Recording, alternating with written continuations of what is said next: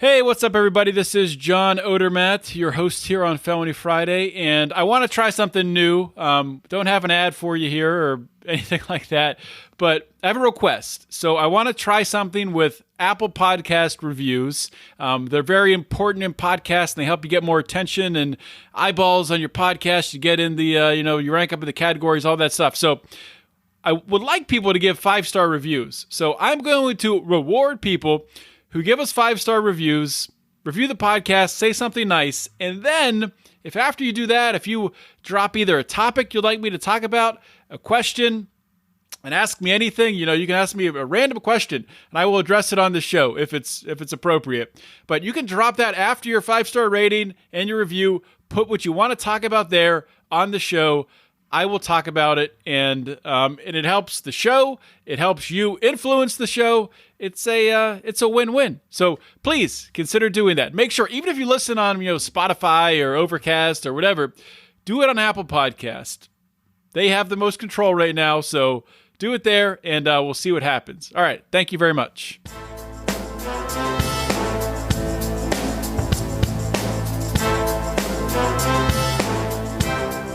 Welcome to Felony Friday, a presentation of the Lions of Liberty podcast.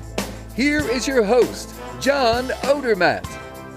Felons, friends, and freedom lovers, welcome back to another edition of Felony Friday, a weekly show right here on the Lions of Liberty podcast. Man, we just have some incredible things going on in the country right now, with really just the huge protests that are obviously coming out, people united against police brutality, standing up for racism, standing up for systematic racism in the policing system. My guest today, we're going to get into talking about specifically that in Minneapolis, the movement there to abolish the police. Going to talk with Tony Williams. He's one of the contributors there to MPD150. Which is one of the organizations, I guess it's a loosely affiliated group of, local people, activists, artists, researchers, organizers, who have come together and they've done research over the 150-year history of the Minneapolis Police Department, and they have an impressive website. So we're gonna have a great talk with Tony, but before we get to that, I want to talk about some really amazing things that are happening at the federal level with legislation and at the local level in one state in particular. So we'll start with that one state. And if you listened last week, I talked about my 6 common sense, my 6 essential policing and criminal justice reforms that, in order to revamp the system and start to move things in a direction where we can move away from a policing model and into more of a private model, community-based model, we need to implement these 6 things. I've expanded it to 7 recently. I did publish an article, which I'll link to on the show notes page here today. So the 7 now are: demilitarize the police, decriminalize all drugs, end occupational licensing. That's mandatory occupational licensing coming from the state, banning no-knock raids, ending qualified immunity, stopping the use of taxpayer funds to pay victims of police brutality, and the one I added, ending civil asset forfeiture. And to turn our attention to for a moment here, and I don't want to take a lot of time, I want to get to this interview, but I do want to talk about what's happening in Kentucky right now, in Louisville. This is where Breonna Taylor, of course, she was murdered in her sleep during a no-knock raid in her house, where the cops actually went to the wrong house and killed her. So what's happened in Kentucky? Kentucky has effectively banned no-knock raids. It's known as Breonna's Law, and the new order will ban police from forcibly entering a home without announcing themselves first. So I cannot I can't overstate how important this is for a movement of pushing back against police brutality, against the police state, that it just seemed like there was no end in sight for this for years and years and years, as long as I've been doing this show. And for the first time, I'm a little bit positive that we're making some progress here. So that's great. to have that. But on top of it, we have Mr. Rand Paul, old Randy Pants in the U.S. Senate, is going to be filing legislation. He's talked with Breonna Taylor's family, and his legislation would effectively end no-knock raids in the United States. Amazing. Now, I can't imagine, I shouldn't get ahead of myself, but you would think that the liberals in the Senate would be in favor of this, correct? They're getting pressure from their constituencies in urban areas across the United States. You would think that they would be on board with this. So we'll see what happens. It could be an interesting mix of liberals, Democrats, and Republicans coming together to pass this bill. Would be a game changer if this passes. Would be so awesome. We're going to track this closely. And who knows what would happen in the House. The House is a whole nother battle. But to have this raised up right now during election season, talking about the banning of no-knock raids, only one item on the 7 common sense policing and justice reforms that we need to push through. But there is another one that we're getting some traction on, talking about ending qualified immunity. Justin Amash, the now libertarian congressman from Michigan, he now has tripartisan support for his bill to end qualified immunity. And there's been, there was a huge petition that a lot of sports, athletes and coaches and people in that world have signed to end qualified immunity. There's been a lot of pushback from obviously police unions and people who are sympathetic to police say, well, how are police going to do their job if they're worried about getting sued?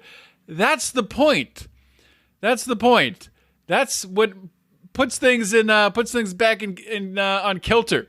When you have fear of being sued, you're actually going to do your job and be more respectful of people when you know that they actually have rights too, and you can't just shove your boot down their throat. So good stuff there. I'm excited for those two things. We'll continue to track everything that's going on, but I want to get to this interview today with Tony Williams, and I just want to point out, because people will ask me stuff after this interview. They'll ask me questions. They'll say, John, you should have asked him this. You should have pushed back here. You should have done this here. You should have... Listen. Now's not the time for that. Now, Tony he comes from the left side of things. It's no secret. I'm a libertarian. I come from it from a different angle. So we have different approaches. There is a lot of overlap, I think, between our philosophy, and that's what this is about.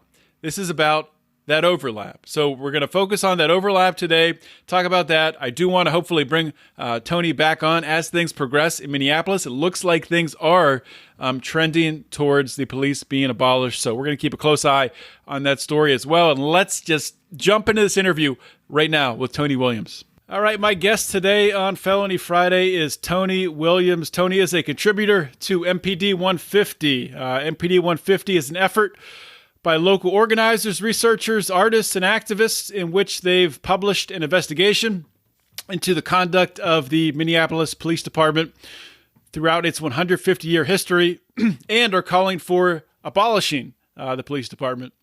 Just a quick little overview from their website, but I'm sure Tony will go into more detail and we'll ask more questions. But the goal of the initiative is to shift the discussion of police violence in Minneapolis from one of procedural reforms to one of meaningful structural change.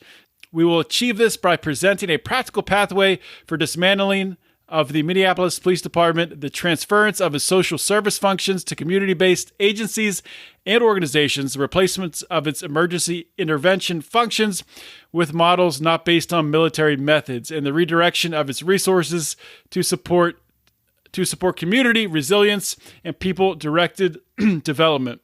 So a lot of to talk about there. We'll dive into it. Tony, welcome to Felony Friday. Yeah, thanks for having me on, John. It's a really great moment here in Minneapolis, and happy to be able to share it with you. Yeah, very historical things going on right now. And I'm so happy that you're able to set some time aside to talk to us, because you are on the ground there in Minneapolis, involved in what's happening. So first, before we get into talking about MPD 150, abolishing police, everything that's going on the ground in Minneapolis, just so my audience can get to know more about you as an activist, as a person, could you just share some of your background? What got you into activism? What got you in specifically to reforming the police? Being so interested in stopping this really epidemic of police brutality that we see. Yeah, absolutely. So I grew up in Minneapolis. I'm from here originally. I'm, as of today, actually, it's my birthday. Happy I'm birthday. a 27-year-old cis Black man living in Minneapolis. And I grew up in sort of a relative zone of privilege in South Minneapolis, upper middle class family. And I'm pretty light skinned, so was like set aside from a lot of the deep racism that my Black brothers and sisters experienced here. But I think I was like always kind of aware that something wasn't quite right in my city, right? Mm-hmm. And it was clear to me, I think, in more subconscious ways until I became a teenager. But then it became increasingly obvious to me how deeply racism is rooted in our city. You see Black and brown folks stuck in particular neighborhoods that were created through redlining and the creation of the highway system in the 50s. Immense socioeconomic disparities between different groups of folks, and a police department that causes all kinds of trouble. In addition to being an activist, I also make music. I'm a podcaster. I actually do martial arts. So I do historical European sword fighting, as well as a couple Chinese traditional martial arts. I went up to college in California, to Santa Clara University in the Bay Area. And it was really there that I got invested in organizing. I think Minneapolis is kind of a progressive bubble, and though it still has a lot of problems, it's kind of light years between being on the ground here in Minneapolis and then going to an extremely privileged white liberal arts college, and just seeing the difference between the realities of the people that I was going to school with and the people that I knew back in Minneapolis.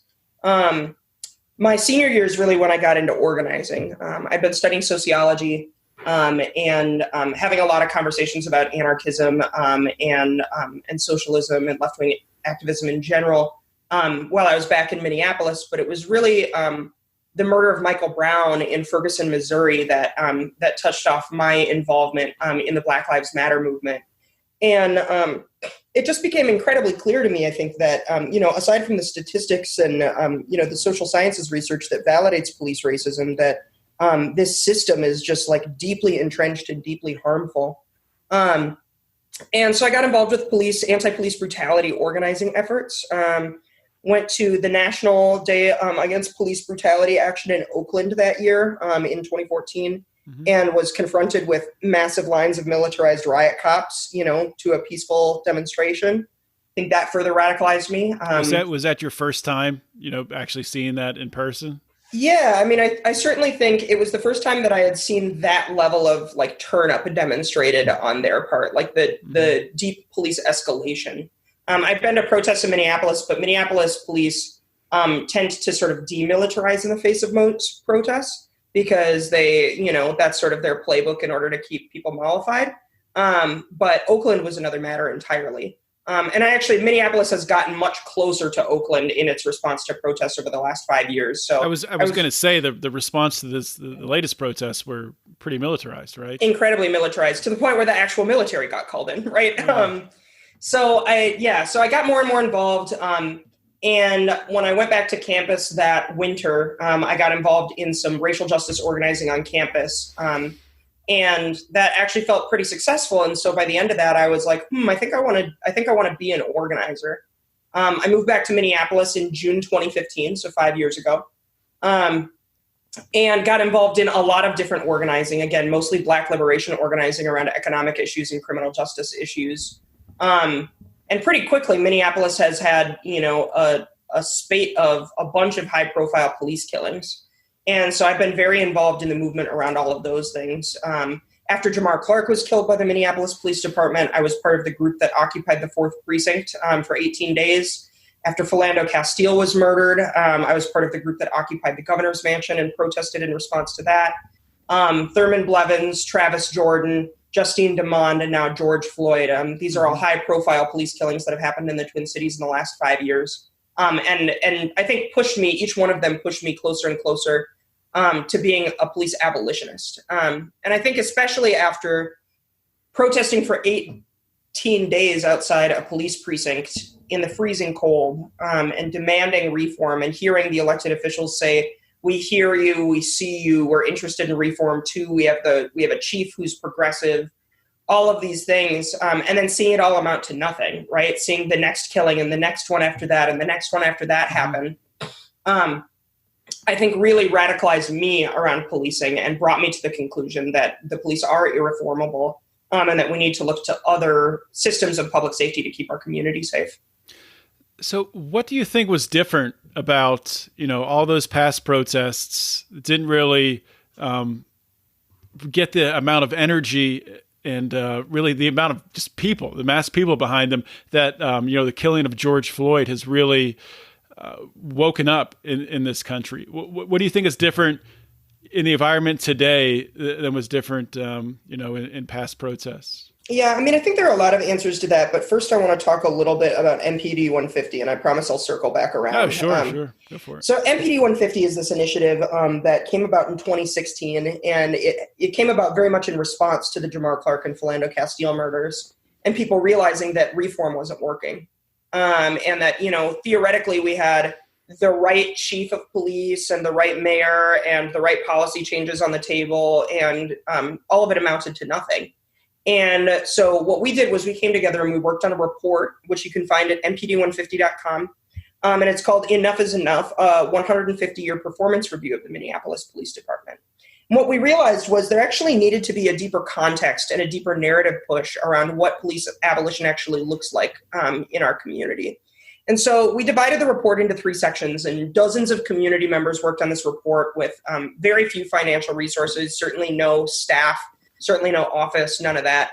I think we came up with a really powerful statement. So the first third of the report talks about the history of the Minneapolis Police Department and was built with painstaking original primary source research, especially a lot in the archives of the Minnesota Historical Society. And it basically is the first independent history of the Minneapolis Police Department that's ever been written. And when you start diving in there, you realize that there's this through line in the history of the department. And it's a through line of brutality and racism. And so what you see happening is a violent incident happens, right, where a police officer hurts or kills a member of the community, usually Black or Native, but sometimes white or other races, right? And then the community rises up in protest and outrage, sometimes usually non-violently, but sometimes in a riot or an insurrection. Politicians propose sort of a standard slate of reforms in response to sort of mollify what's happening. And those reforms are universally either unsuccessful or are rapidly undone by police political power. And we see that cycle happen every few years throughout the history of the department. In the present section of the report, we interviewed dozens of community members about their relationship with the police state today. And in the future section of the report, we talk about what we envision a police-free Minneapolis looking like, right, and how we can actually move towards police abolition. So I think on the ground here in Minneapolis, to get back to your original question, one of the things that's changed is that we have that context now.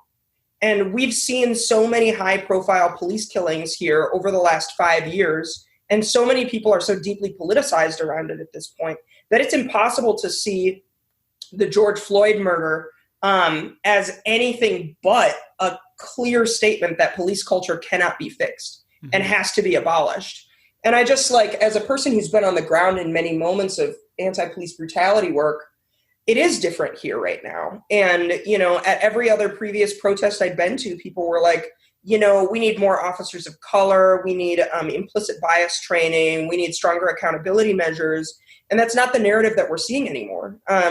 Everybody in Minneapolis, up to and including very comfortable upper middle class or upper class white folks who are normally, sort of the hugest backstops of the police and prison system, are saying, no, the system doesn't work and we actually do need to fundamentally change it. I think that's what's happening locally. I think the national conversation is a little different, but I think similarly, there's been a lot of behind the scenes abolitionist organizing over the past 5 years that has become more and more ready to take on the narrative burden of talking about this stuff in a public way. And I also think there's a symmetry of the killing of George Floyd with Eric Garner, right? And seeing just like how little has changed since Eric Garner was killed, despite massive uprisings all across the country for the last 5 years. And so I think people are fed up. And I think people have seen that these reforms that supposedly politicians have said we're going to resolve these problems are not resolving the problems.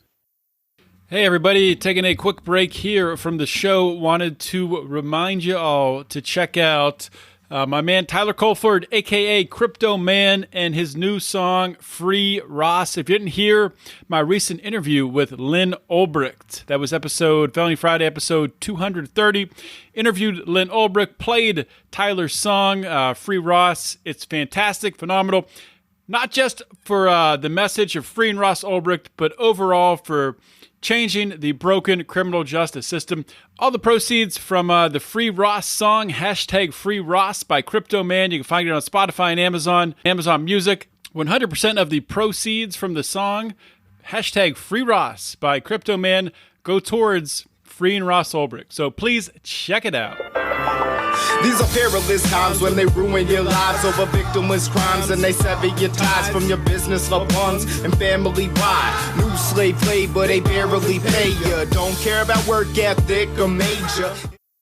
Yeah, and especially with regards to Eric Garner, in the latest legislation or bill that the Democrats in Congress have proposed, they've proposed outlawing chokeholds used by police officers. And of course, Eric Garner was killed with a chokehold, which was outlawed by the New York Police Department. They weren't supposed to be using that. So absolutely. And I think another example of that is the Seattle City Council issuing an edict the other day to the Seattle Police Department that they weren't allowed to use tear gas for 30 days. And they literally used it that night. So I think it's pretty clear at this point that that police are not under the control of any sort of civilian authority. And they actually resent and push back against every civilian authority or civilian arm of the state in order to do whatever they want to do. And they're operating more as, their own private militia than they're operating as any arm of anything else. So let's start digging into how you abolish the police. I'm assuming that this isn't something that happens overnight. No. So what would this process look like? How would you shift from, a policing environment to more of a community-based, community-based security, community-based outreach, where you can actually, I don't know what it looks like. Would there still be somewhere if there was a violent crime taking place, where a number where people could call to get help? What would that look like? Yeah, well, I first want to say, when people talk about police abolition, I think a lot of people say, well, that's crazy. We could never live in a society without police. And I think it's important for people to note that from a historical perspective, we've spent the vast majority of our time on this planet as a species without police, right? Human beings have existed for 200,000 years. And civilization has existed for 10,000 years. And policing, like a professional paramilitary army that is fielded by the state that hangs out in the city and investigates problems like a fully professional force, has only existed since the 1600s.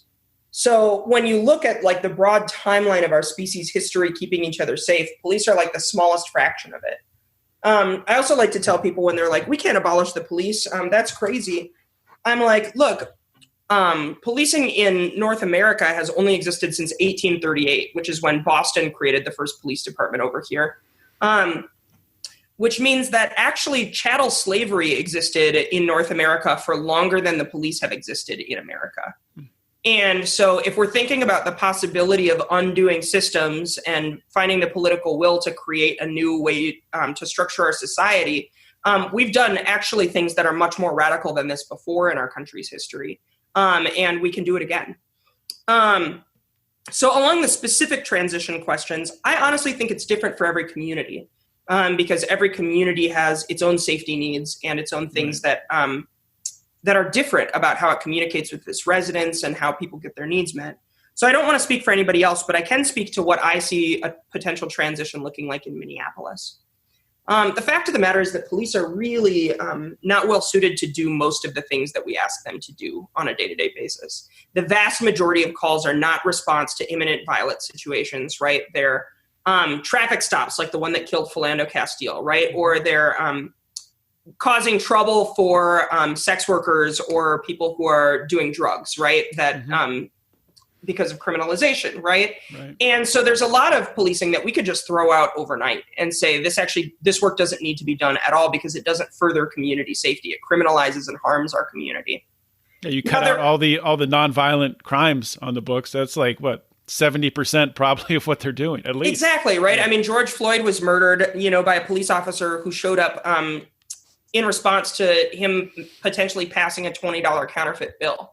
Right. And, you just think about, okay, so do we need to respond to a potential counterfeit bill, with a police officer who's armed and, willing to choke a community member to death over it, or can we find another way to resolve that problem? And then there's like a category. So there's like all the stuff that we just don't need to do at all. And then there's the stuff that's sort of indeterminate that police have sort of ended up serving as a social service body rather than like a law enforcement body, right? So like, for example, mental health calls, right? Like if you have a mental health crisis in Minneapolis right now, you don't have health insurance or access to a therapist, pretty much your only recourse is to call, or one of the most obvious option that people think of is to call 911. And if you call 911 for a mental health crisis in Minneapolis right now, the primary response is going to be police officers. And police officers have a certain amount of training around mental health, but ultimately their culture is about subduing threats. And so somebody experiencing a mental health crisis is likely to be perceived as a threat by police officers. And we see that going so poorly so often. Yep. And there's no reason, again, we have another model in Hennepin County, which Minneapolis is in, called COPE, Community Outreach for Psychiatric Emergencies. And you can call a normal local phone number and get a mental health crisis responder dispatched to your location to talk to people. But again, with programs like that, they're massively underfunded. They don't have the capacity to even meet the calls that they have right now. And they're ultimately treated as less important than police. They're not the primary point of response. And so one thing that I think would be really easy to make happen and has been, successfully done in some other places, including Eugene, Oregon, with a program called Chokeholds, is we say, okay, so actually we're going to take all of the mental health calls away from police officers entirely and give them to this alternative response structure and link them into 911 so that people can call, or a separate number that's separate from police, right? But have something obvious, publicize it really well, make sure they have the resources that they need, and have people be able to call and have that team dispatched. Now, in response to your sort of last point about violence, look, I don't think any police abolitionists are like ponies and rainbows people that think that we're, going to magically live in a society without violence. We think that poverty and social inequality are major contributors towards the violence that we do have in our society. And that if we are able to solve a lot of those problems, which we can do with resources we extract from police budgets, then we can get a lot of those needs met and invest in prevention instead of cure.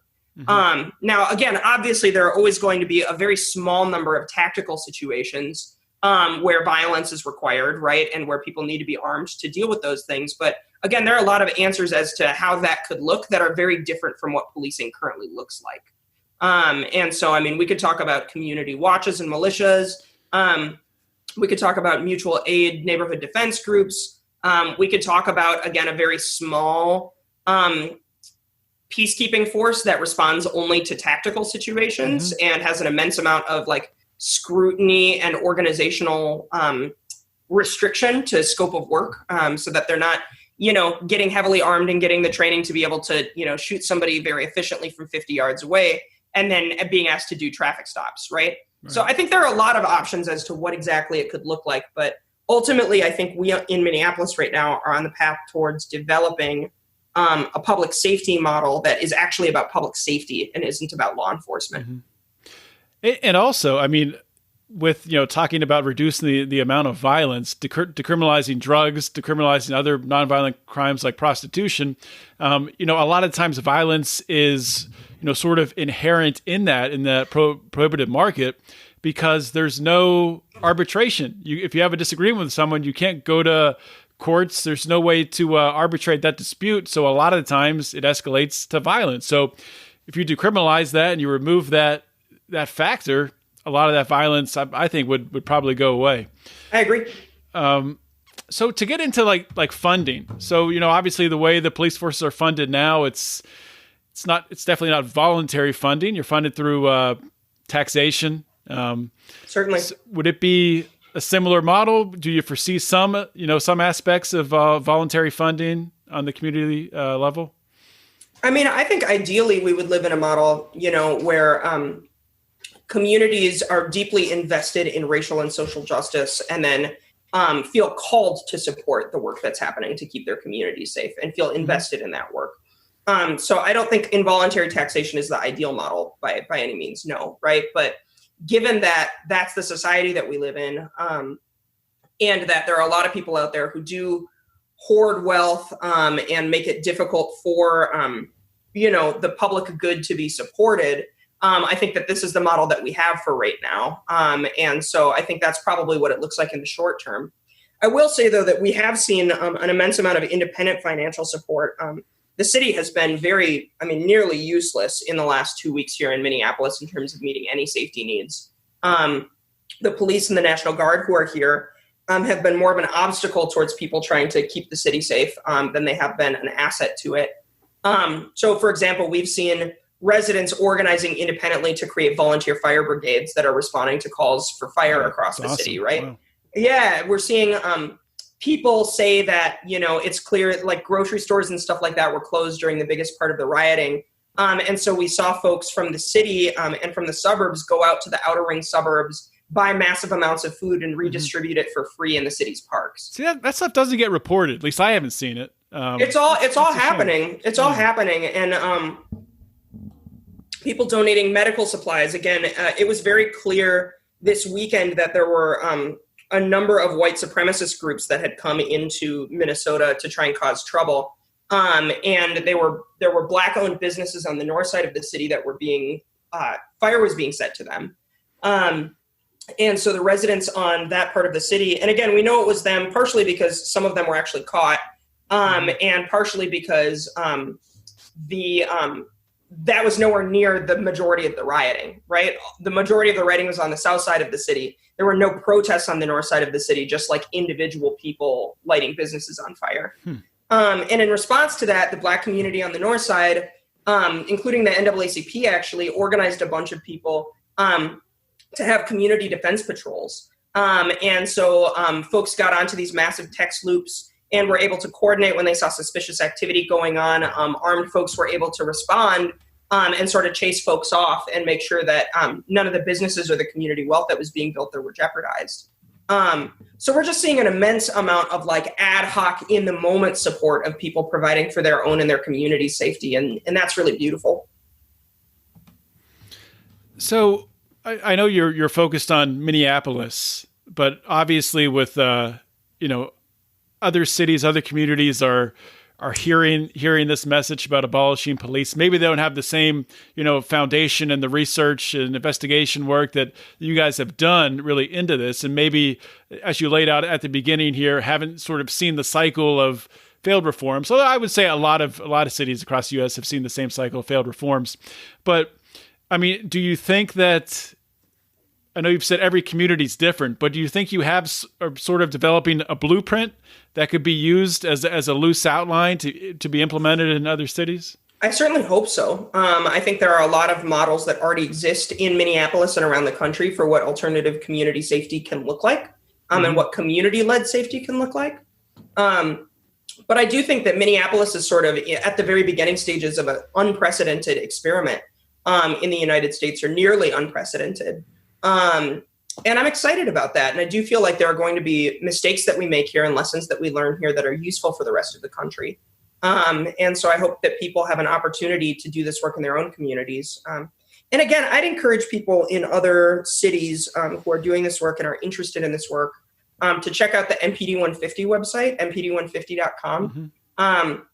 I really do think that we wouldn't be in the place that we are right now if we hadn't taken some of that history and some of those visionary ideas and some of the resources that are already present in our community and sort of bring them into one really cohesive, unified narrative. I think that work was pretty instrumental to getting to the point that we're in now, where people understand the context of this thing, what the problems are with it, and where we can go from here. So just one last question, maybe one or two. Yeah. I know you kind of we're talking about the different, different sort of security forces, private security or militias or community watches that could pop up.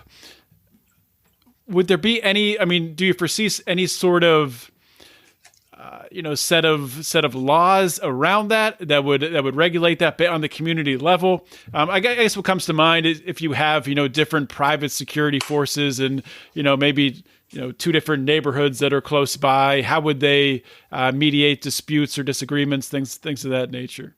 Yeah, I mean, so far we haven't seen any, right? It's emerged organically in response to the needs on the ground.